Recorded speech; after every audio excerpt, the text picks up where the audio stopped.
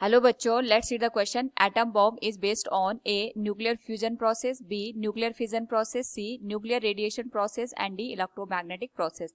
Now to answer this question, first we will discuss here the key concept, and here the key concept will be nuclear reaction.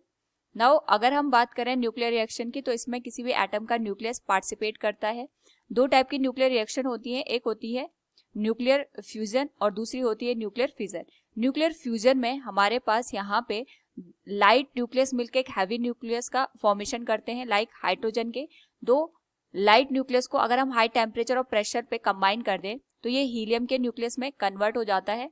और साथ में हम यहाँ पे देखते हैं कि बहुत ज्यादा अमाउंट की एनर्जी रिलीज होती है. इस न्यूक्लियर रिएक्शन को हम यहाँ पे न्यूक्लियर फ्यूजन का नाम देते हैं.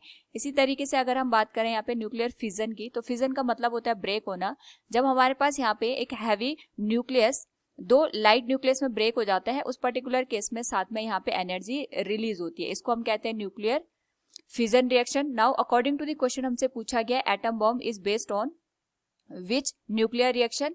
तो हमारे पास जो एटम बॉम्ब होता है ये न्यूक्लियर फिजन पे डिपेंड करता है. न्यूक्लियर फिजन का मतलब जैसे अभी हमने डिस्कस किया कि जब हम हैवी न्यूक्लियस को ब्रेक कर देते हैं in the form of the light nucleus, यानी हमारे पास सपोज हमने यहाँ पे अज्यूम किया यूरेनियम 235 का न्यूक्लियस ले लिया, इस पे हमने न्यूट्रॉन की बम्बार्टमेंट कराई, तो इसके कॉन्सिक्वेंटली हमारे पास यहाँ पे दो लाइट न्यूक्लियस का फॉर्मेशन होता है, एक होता है बेरियम और दूसरा होता है क्रिप्टॉन, और साथ में यहाँ पे तीन नए न्यूट्रॉन का फॉर्मेशन होता है और एनर्जी रिलीज होती है. तो जो ये हमारे पास तीन न्यूट्रॉन बनते हैं, ये अगेन यहाँ पे यूरेनियम को जो लाइट न्यूक्लियस होता है उसमें कन्वर्ट कर देते हैं और साथ में यहाँ पे एनर्जी रिलीज होती है.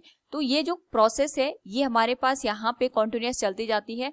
तीन नए न्यूट्रॉन से तीन यूरेनियम के जो हमारे पास एटम होंगे वो स्प्लिट होंगे और उसके करस्पॉन्डिंग जो एनर्जी होगी वो रिलीज होगी. तो ये सारी की सारी एनर्जी यहाँ पे अक्यूमुलेट हो जाती है, which is termed as the atom bomb. So from the given question we can say here atom bomb is based on the nuclear fission process. Option B will be the right answer. Hope all you understood it. Thank you and best of luck.